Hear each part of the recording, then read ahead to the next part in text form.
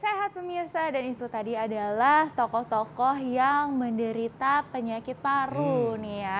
Tapi sebenarnya jadi ini ya, ada pertanyaan nih, itu Michael Schumacher itu ternyata sembuh. Dan tentunya masyarakat juga pasti penasaran nih ya, ini sebenarnya bisa sembuh atau sering balapan atau gimana ya?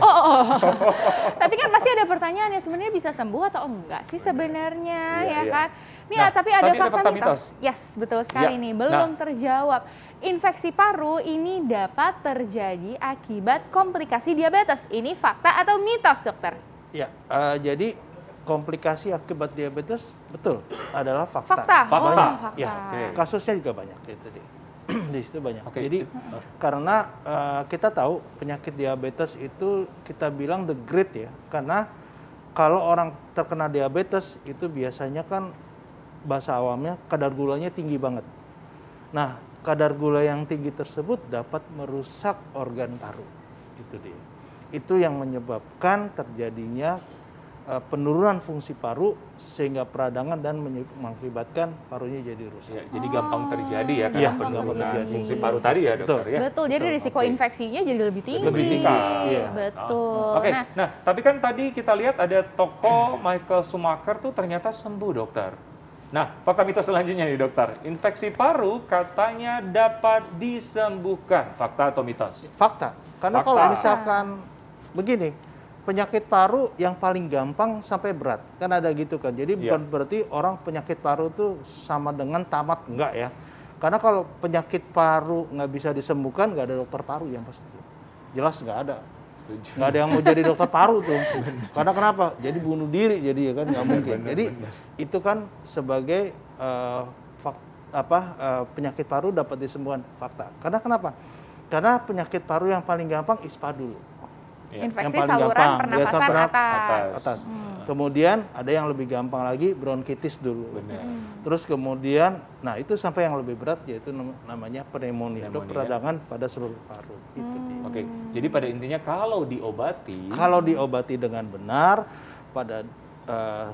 dengan tepat gitu kan, itu juga bisa sembuh. Tepat waktu juga ya, dok ya. Iya, betul sekali ini ya. Jadi memang bisa disembuhkan, apalagi tadi udah disebutkan ya, infeksi paru ya memang karena mikroorganisme. Kalau mikroorganismenya udah hilang ya sembuhlah gitu ya. Betul. Oke, nah tentunya nih ya masyarakat juga perlu tahu, dokter Ikhlas, apa nih yang perlu diketahui ya masyarakat? Iya. Ya, itu adalah tipsnya nih dokter, supaya bisa mencegah terjadinya penyakit infeksi paru. Dan kalau misalnya sudah terkena infeksi paru nih, apa sih sebenarnya yang harus dilakukan oleh masyarakat minimal sebelum ke rumah sakit deh, dok? Silakan dokter. Jadi kalau misalkan yang sering saya utarakan di rumah sakit atau ke teman-teman, itu pertama adalah pola hidup sehat dulu. Betul. Pola hidup sehat itu antara lain yang paling gampang dan nggak susah adalah hindari rokok. Karena banyak pasien di rumah sakit, hampir, saya nggak ngomong 100% ya, 99% itu pasien semuanya ngerokok. 99%. Jadi nggak ada cerita, ibaratnya Bapak merokok, oh saya dok nggak merokok, tapi saya nggak puas.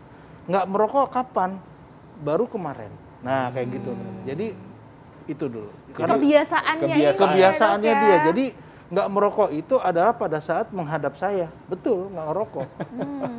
Tapi kemarinnya merokok gitu. Nah, terus ini ada yang lagi jadi masalah. Yang biasanya ngeles, dok, oh aku cuma social smoker aja kok. Iya. Gitu. Nah, itu banyak. Itu tapi intinya aja, merokok, dok, ya? sama aja itu, sama aja. Jadi saya yang merokok cuma karena maaf ya, buang air besar, habis makan karena mau sama aja intinya merokok juga. Itu yang pertama. Karena orang Indonesia ini kalau nggak merokok mungkin belum Indonesia kali. Jadi banyak banget seperti begitu. Jadi pertama pola hidup sehat, kemudian hindari rokok. Hindari merokok. Nah, pengobatannya seperti apa, dokter? Kalau pengobatannya kalau sudah kena penyakit akibat merokok itu susah. Masalahnya adalah merokok itu dapat merusak saluran napas.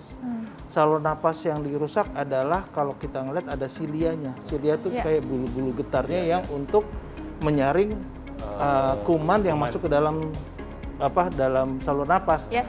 Ini rusak sehingga orang tersebut batuk. Nah, inilah yang jadi masalah kalau orang dengan akibat rokok tersebut, dia akan batuk. Karena kenapa? Silianya nggak ada. Kedua, gampang masuk infeksi-infeksi yang lain.